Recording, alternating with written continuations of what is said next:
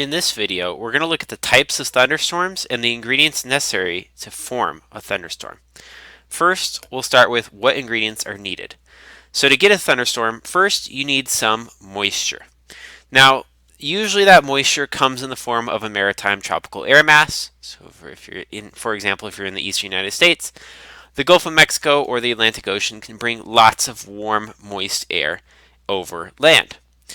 Now, you can get warm, moist air even without having a maritime tropical air mass. Perhaps there's a body of water nearby.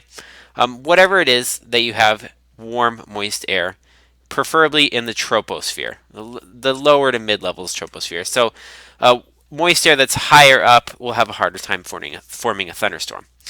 Now, for Tornado Alley, if you're wondering about that, most of that warm air and moist air comes from the Gulf of Mexico.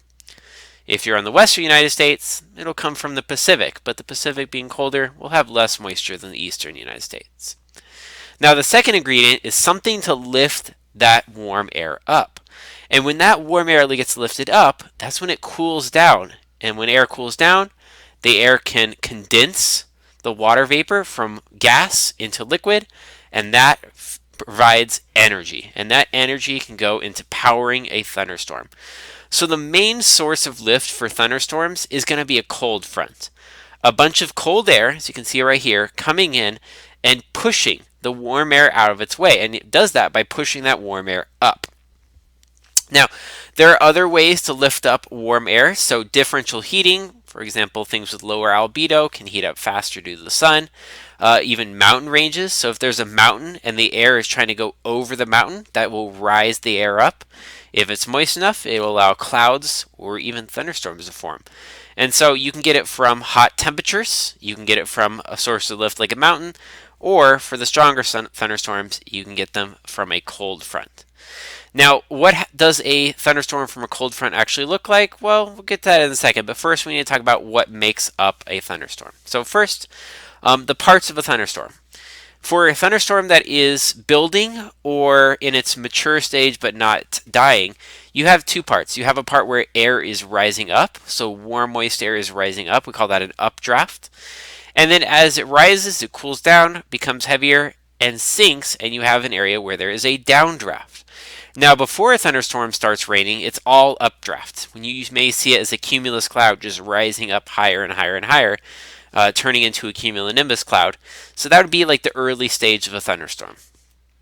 Now, without this convection, without this warm air rising up, you don't have a thunderstorm anymore. You'll just have a regular rainstorm and it will be on its way to death. So let's take a look at the three stages. So the first stage, we'll call it the initial stage here. It's still a cumulus cloud, but it's getting taller and taller. So this has only updrafts. Once it's matured, you have an area where there's an updraft that's fueling it with extra heat and extra moisture, and that moisture and heat condense into liquid, and then you can get rain from that condensed liquid water vapor. Now, once that updraft is gone, you can see on the right here, the dissipating, also known as the disintegrating stage. There's no more updraft, there's no more fuel for the thunderstorm. All there's left to do is dump out the rest of its rain.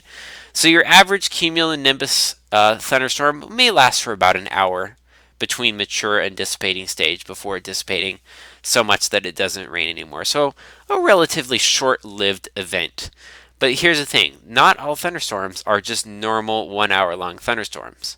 Some can last a lot longer. So here's an example from NOAA. This is a multicell. This one's following a cold front right here. And you can see in that GIF image, it goes across the entire state of Illinois right there. So each blue flash is a flash of lightning, which tells us there's a thunderstorm there. And you can also see the clouds. And so this thunderstorm or squall line has actually passed an entire state in under a day. Now, let's take a look at what makes up a larger thunderstorm. So first we'll start with squall line, then we'll get to a supercell next. So with the squall line, usually it's following a cold front, and that's why there's a line, because cold fronts form a line.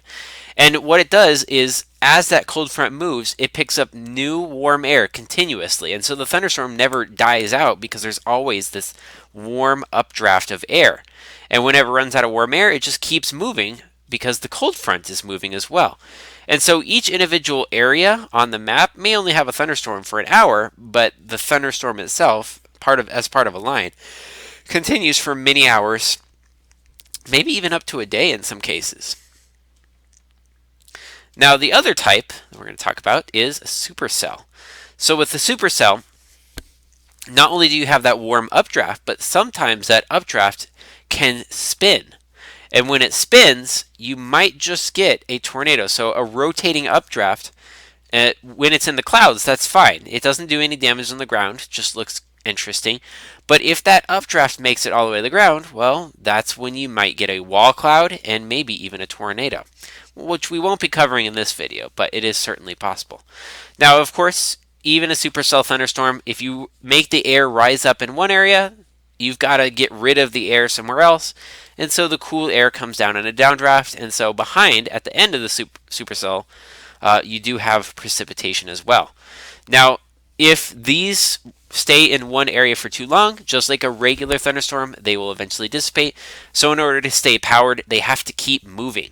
Just like a squall line, without the continuous movement, they will run out of warm air if they stay in one area for too